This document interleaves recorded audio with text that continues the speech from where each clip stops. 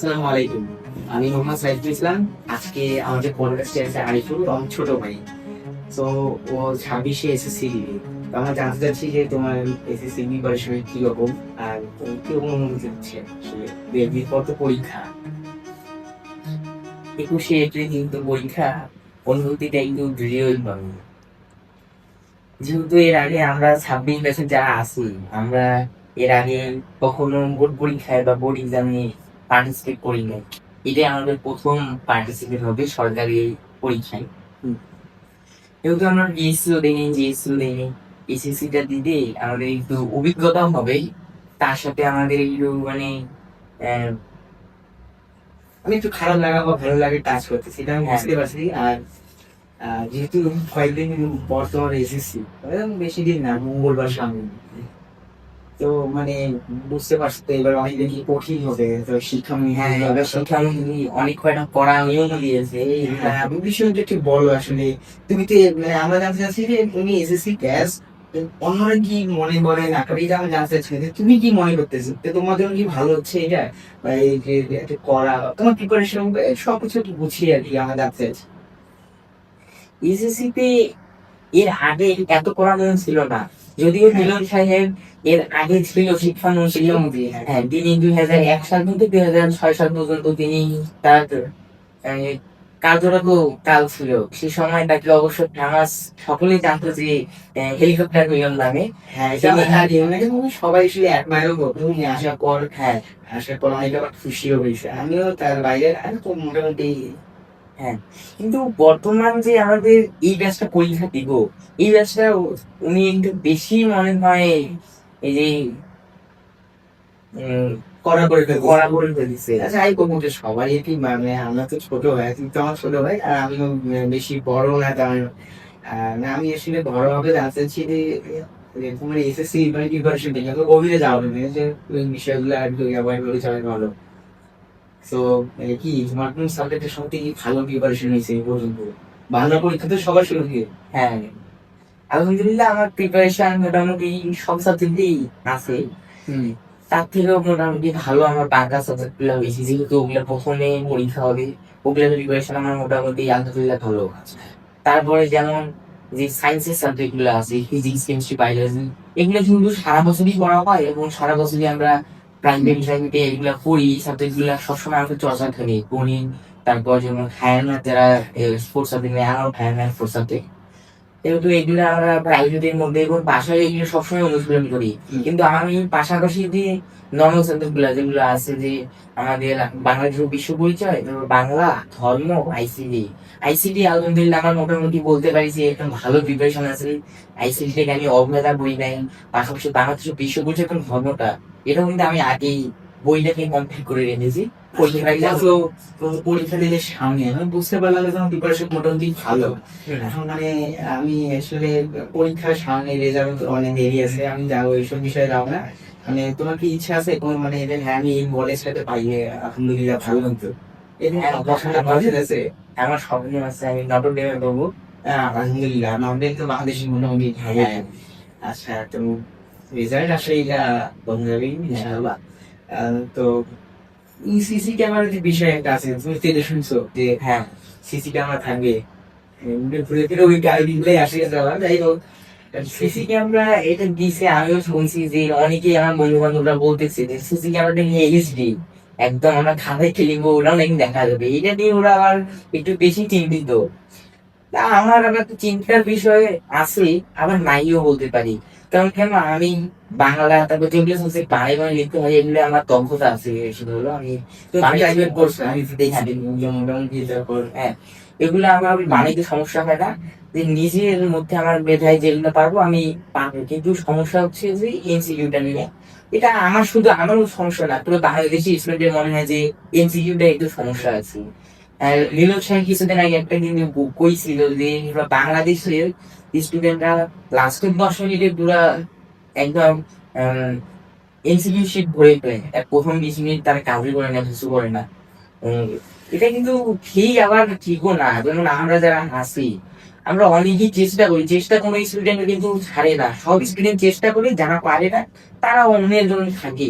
কিন্তু একজন ভালো স্টুডেন্টও যদি হয়, 30 এমসিকিউ অথবা সায়েন্সের সাবজেক্ট গুলো 25 এমসিকিউ তার পক্ষে কম পাওয়া একদম অসম্ভব বলা যায় না, কিন্তু একটু হার্ড হয়। আচ্ছা যারা আমরা অ্যাভারেজ স্টুডেন্ট আছি না, আচ্ছা, আমরা দেখি যে সংসদে রিসেন্টলি কয়েকদিন আগে মিলন স্যার দিয়ে হাসনাত ভাই বা এমনি তো উনি এখন মানে প্রশ্ন করছিলেন, বিষয়টা শুনছো? আমি ওই বিষয়টা সম্পর্কে শুনছিলাম কিন্তু বেশি দেখো না, এরকম করছিলেন মনে হয়। হ্যাঁ।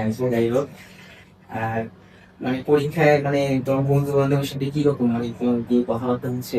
একদম মানে একদম একদমই বন্ধু একদমই করতেছে। যেহেতু পরীক্ষা সামনেই চলে আসছে, আমার প্রাইভেট সবগুলা স্যার বিদায় দিয়ে দিয়েছে। এখন প্রাইভেট মানে রাতে কিছু কি করছি? হ্যাঁ, যে আগে গেছে। স্কুলের বিদায় দিয়ে দিছে, এই বিদ্যা এখন হাতে পাইনি। আচ্ছা, এটা হয়তো দিবে আসলে। আর মানে আমি যেটা প্রশ্ন করছিলাম হ্যাঁ, বন্ধুদের সাথে কথা বন্ধুদের সাথে আপাতত তো সরাসরি দেখা হওয়ার কোনো অপশন নেই, কারণ সবাই তো বাসায় বাসায়, প্রাইভেট গুলো বন্ধ, কেউ আসতেছে না, কিন্তু আমরা ফোনে কন্ট্যাক্ট হচ্ছে, কিন্তু সরাসরি না। মানে তারা কি বলতে চায় যে মানে পরীক্ষা আসলে তো ভয়, হ্যাঁ আমিও তো নিচ্ছি এসেছি, আমারও তো হ্যাঁ হ্যাঁ এমন অবস্থা ছিল যে মানে আমি ইনিশিয়ালি আমি মনে করি ইংলিশ পরীক্ষা দিয়ে এসে বাসায় কান্না করছি। তো তোমার পরীক্ষার সামনেই আমি বাংলার পরে ইংলিশ। হ্যাঁ, হ্যাঁ। না, বন্ধুরা আছে অনেক বন্ধু। আমরা কি করতেছি, আমরা সাজেশন একে অপরকে দিতেছি, একে অপরের চিন্তা গুলাকে কম করার চেষ্টা করতেছি, যদিও এসএসসি একদম এক্স্যাক্টলি কোনো সাজেশন দেওয়ার অপশন নাই, কিন্তু আমরা একটু শর্ট বাইরে সব স্টুডেন্টরাই খুশি হয়। সেহেতু আমার বন্ধুরা এই কিছু কিছু আছে বইয়ের মধ্যে, যে কিছু টাইপ ভিত্তিক প্রশ্ন থাকে যেগুলো কিছু হয় না। আমাদের বন্ধুরা আছে যারা হচ্ছে একে অপরকে নিচ্ছে যে এই টাইপের পর ওই যে মিস করিস না, যে ওই টাইপের কিছু প্রশ্ন আসবে, ওইটা মিস মিস করিস না একদম তুই। আচ্ছা যাই হোক, আচ্ছা বিষয়টা গেল এখন অনলাইনে যে কিছু ক্লাস গুলো হয় বা অনলাইন বা কোর্স আছে, এইটা কি বিষয়টা করতেছো? অনলাইনে ক্লাস করতেছো? অনলাইনে কোর্সের মধ্যে হ্যাঁ, মানে ক্লাস খুব ভালো ভালো লাগতেছে, ইউটিউবে অনেক এক্সিকিউটিভ ক্লাসগুলো করতেছি, শর্ট টিপস যেমন হায়ার ম্যাথের অনেক জিনিস কিন্তু আমরা ক্যালকুলেটরের মধ্যে মোটামুটি 12টা থেকে 15টা পর্যন্ত এক্সিকিউটিভ ক্যালকুলেটারে করতে পারি। এগুলো না করলে কিন্তু আবার পরীক্ষার হলে আমাদের সমস্যা হয়, আর খাতায় করতে গেলে একটা অঙ্ক অনেক লং হয়ে যায়, সেই কারণে আমাদের সময় খুব কম থাকে, সেই জন্য আমরা সময় বেশি পাই না। কিন্তু ক্যালকুলেটর করলে খুব সহজেই করা যায় এগুলা।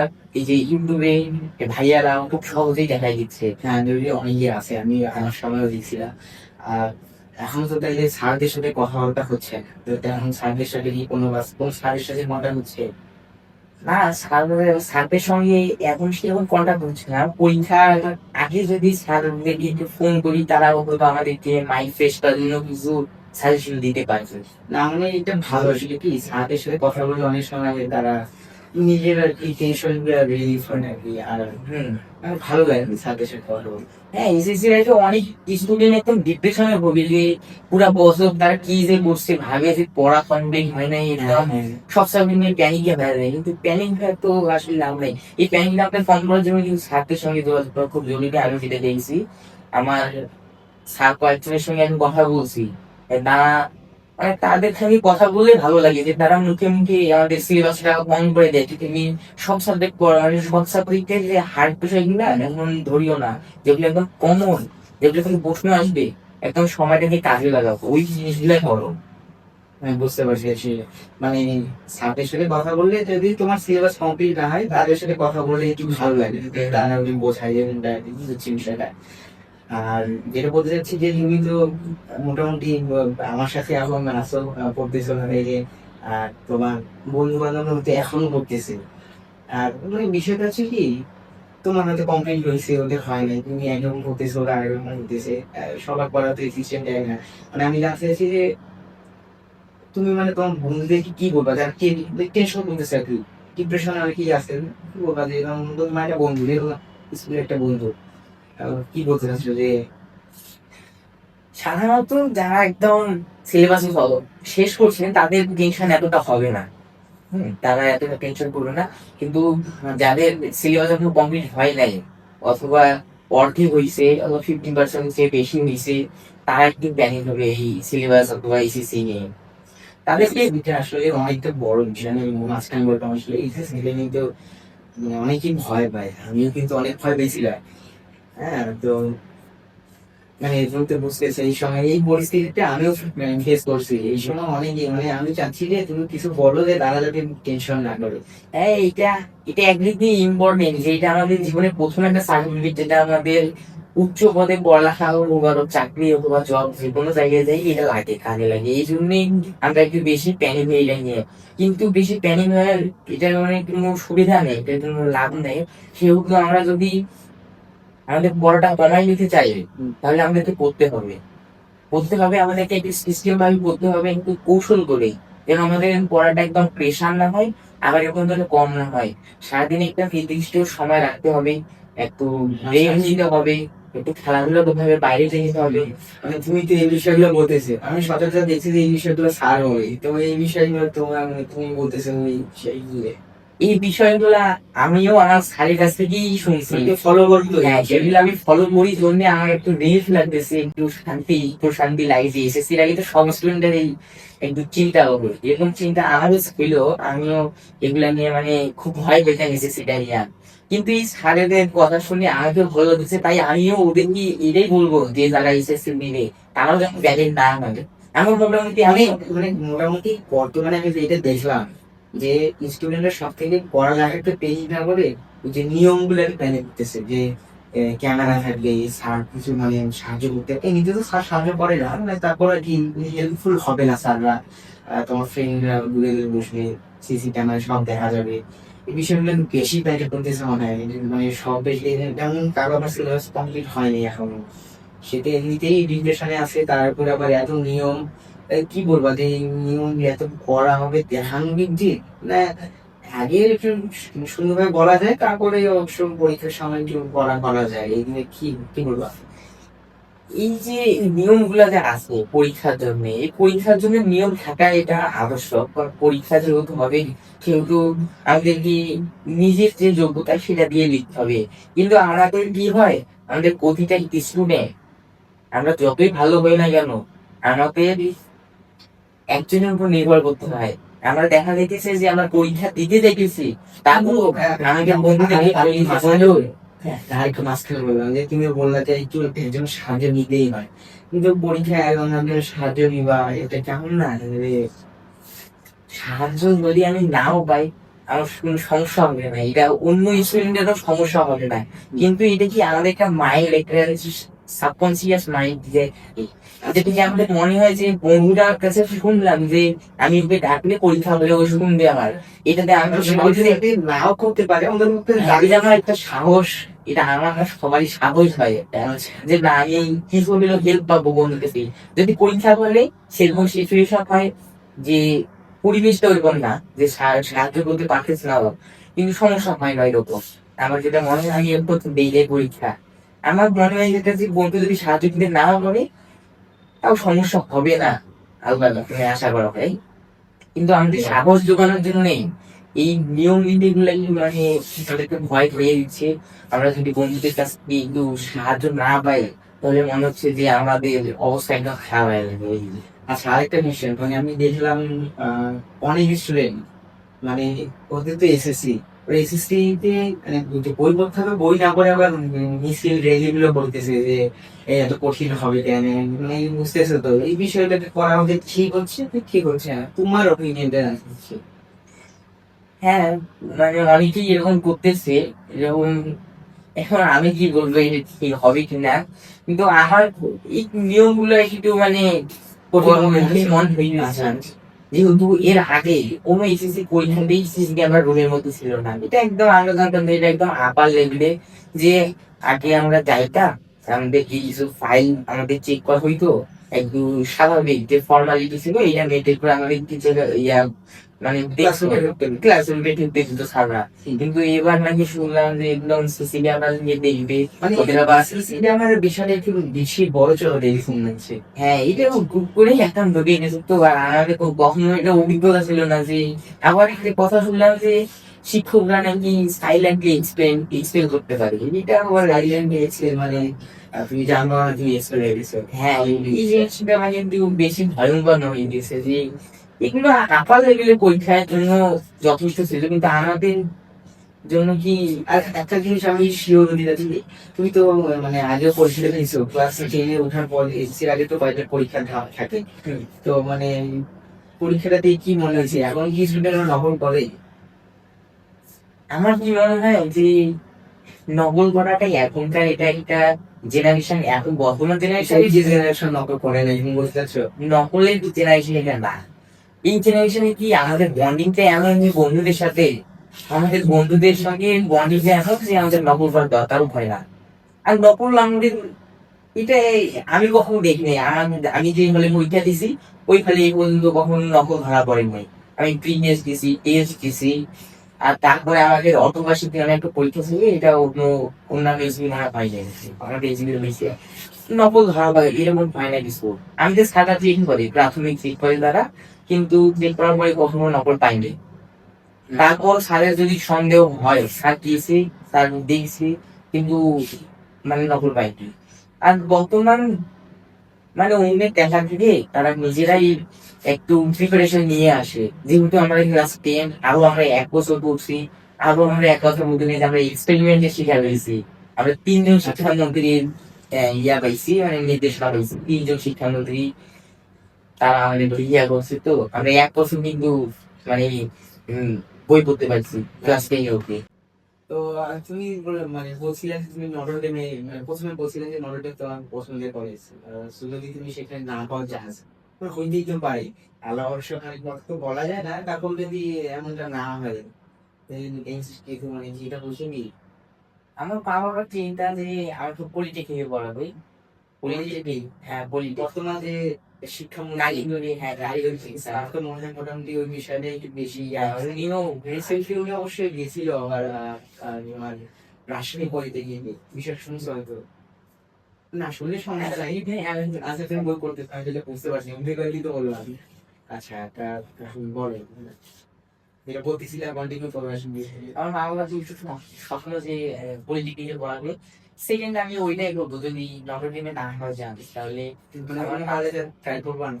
অন্য কলেজের মধ্যে ঢাকা কলেজ আছে, যদি ওখানে না হয় তারপর মা বাবার ইয়া অনুযায়ী এই যে জেলায় থাকার কোনো অপশন রয়েছে ইচ্ছা? নিজে জেলায় থাকার ইয়া ইচ্ছা নাই, কারণ আমার বাইরে ঢাকায় যাওয়ার ইচ্ছা আছে। সবাই পছন্দ হয় এমনটা খাওয়া, কিন্তু আমি দেখছি যে মোটামুটি সবাই বাইরে যায়, দিয়ে যে কেন যায় না তুমি বলতে পারবা, এই জিনিসটা তো তুমি মানে এই অবস্থায় বলা একটু সহজ যে সবাই বাইরে যেতে চায়, কি জন্য কি যায়? সবাই বাইরে যেতে চায় এটা হয়তো জানি না, কিন্তু আমার কি মনে হয় যখন আমি ঢাকায় যেতে পারবো, কারণ পুরো বাংলাদেশের মধ্যে একটা সেন্ট্রাল পয়েন্ট অথবা আধুনিক শহর আমরা বলতে পারি ঢাকায়, কিন্তু আমরা যখন ঢাকায় যাব তখন ঢাকা থেকে আমাদের বাইরের দেশে যাওয়ার সুযোগটা বেশি। আমি ভবিষ্যতে বাইরের দেশে যাইতে চাই। আচ্ছা তুমি যদি মানে বাইরের দেশে চলে যাও, তাহলে বাংলাদেশে কি হবে? মানে মানে একটু মানে সিম্পলি বলো আসলে, সবাই বাইরে প্রথমে ঢাকা যাবে, তারপর বাইরে দেশে যাবে, মানে বাংলাদেশ না, দেশের মধ্যে ট্রাই করতে চাই, আমি বিসিএস এ ট্রাই করতে চাই। যদি বিসিএস এ না হয়, আমার স্বপ্ন বিসিএস দেওয়া, আমি বিসিএস দেব। তারপর আমার পরিবারের যে স্বপ্ন, আমার পরিবারের স্বপ্ন আমাকে যদি তোমার পরিবারের সব মানে আমার পরিবার, আমার যাই হোক বলো। পরিবারের স্বপ্ন যে আমার কি কাস্টমস অফিসার হিসেবে তারা দেখতে চায়, আর আমি বিসিএস ট্রাই করতে চাই। আমার পরিবারের স্বপ্ন আমি পূরণ করবো, কিন্তু পাশাপাশি আমি বিসিএস টা ট্রাই করবো, কারণ ওইটা আমার একটা লক্ষ্য, সুপ্ত চিন্তা। আমি যেটা মনের মধ্যে রাখছি এখন তবে বই নেই, এখানে প্রথম করলাম। আমি ট্রাই করতে চাই, যদি দেশের মধ্যে ভালো জব হয় তাহলে দেশেই করবো। আচ্ছা আমরা মোটামুটি শেষ পর্যায়ে আসছি, তো আহ, শেষে বলতে চাবো যে তোমার পরীক্ষা সবার ইনশাআল্লাহ তুমি ভালো করবা, কিন্তু শুভেচ্ছা থাকলো। আর মানে শেষ কিছু কথা বল যে হ্যাঁ এসএসসি তো তুমিও দিচ্ছ, সবাই দিচ্ছে, স্টুডেন্ট হিসেবে তুমি সব মানে সব কথা ভুলে গিয়ে সুন্দরভাবে তোমার কি মনে হচ্ছে, তো আমরা একটু মানে শেয়ার করবো তোমার ফিলিংসটা এই বয়সে বা এই সময় পরীক্ষার সামনে দিয়ে তুমি কি রকম লাগছে? পরীক্ষার সামনে তো কাউকে ভালো লাগে না, কারণ পরীক্ষা একটা টেনশন। ঘুমালেও ওই টেনশন থাকেই মানুষের। ঘুম আপনার হ্যাঁ, ঠিকমতো হচ্ছে না? ঘুম ঠিক মতো বলছে না, এটা স্বাভাবিক। কিন্তু আমি যে স্যারের কাছে গেছি, স্যাররা যখন বিদায় দিচ্ছে তাদের একটা বক্তব্য প্রতিজন স্যারই দেয়। এই বক্তব্যে প্রতিটা স্যারেরই একটা কমন বিষয় ছিল যে তোমাদেরকে এখন ঘুমাতে হবে একটু বেশি করে, 8 ঘন্টা ঘুম দিতে হবে, তোমরা 11টা অব্দি ঘুমিয়ে যাওয়ার চেষ্টা করো। আর হাতে কিন্তু আমাদের পরীক্ষা শুরু হবে সকাল 10টার সময়, সেহেতু আমাদেরকে আগে ঢুকতে হবে, এখন পরীক্ষা কেন্দ্রে আধা ঘন্টা আগেই যেতে হবে। হ্যাঁ, আমিও এটা দেখছি যে আমি স্কুলের কিছু পরীক্ষায় লেট করে যাইতাম, লেট করে যাওয়ার কারণে একটা ডিপ্রেশন তৈরি হয়ে গেছে। অনেকে দেখা হয়ে গেছে যে এমসিকিউ শিট পাই গেছে, আমি তখনও খাতায় মার্জিন টানতেছি, এটা কিন্তু মানে একেবারে আলাদা ডিপ্রেশন তৈরি করে। তাই আমি নিজেও যাবো যে আধা ঘন্টা মানে যদি আমার সুযোগ থাকে 45 মিনিট আগেই পরীক্ষা ক্ষেত্রে যাবো। আমি বলবো যে তারাও যেন চেষ্টা করে, এটা করলে তাদের ডিপ্রেশনটা কমবে। আর পরীক্ষা দেওয়ার পর আমি আশা করবো না যেন পরীক্ষা কেন্দ্রে বেশিটা থাকি, কারণ কি হয় যে আমি তোমার কাছে নিয়ে শুনছি যে পরীক্ষা কেন্দ্রে যখন থাকবা তখন বন্ধুরা নানান রকম কথা বলবে যে আজকে খুব বাইরে ঠুকলো, খুব বাইরে ঠুকলো। এটা শুনলে অনেক সময় কি হয় আমাদের মাইন্ডে একটা সমস্যা হয়ে যায়। আমি ওইটা ফেস করছি আসলে কি, মানে ওইটা আমি শেয়ার করি যে হুম, পরীক্ষা দিয়ে যখন তুমি থাকবা তোমার বন্ধুর সঙ্গে গেমস খেলবা, হ্যাঁ, সংক্ষিপ্ত প্রশ্নগুলো বুঝাবা, হ্যাঁ, আর দেখবা যে তোমার একটু মানে ভুল দিছে এরকম মনে হবে, কিন্তু তোমার নেক্সট যে পরীক্ষাটা হবে হ্যাঁ, ওইটার জন্য একটু সমস্যা, যেটা হ্যাঁ, দিয়ে ফেলছো তো দিয়েই ফেলছো, হ্যাঁ, তো নেক্সট পরীক্ষাটার জন্য একটু আর কি মানসিক ভাবে প্রস্তুতি ইয়া হয়, হয়। তো পরীক্ষা কেন্দ্রে থাকাটা ভালো, কিন্তু বন্ধুদের সাথে কথা বলবা যখন মনে হবে যে এখন বাসা যাওয়া উচিত, চলে যাওয়া। হ্যাঁ। তো আর কিছু বলবা? আজকে আর কিছু বলার নাই, তো ধন্যবাদ, আজকে এই পর্যন্তই, আসসালামু আলাইকুম।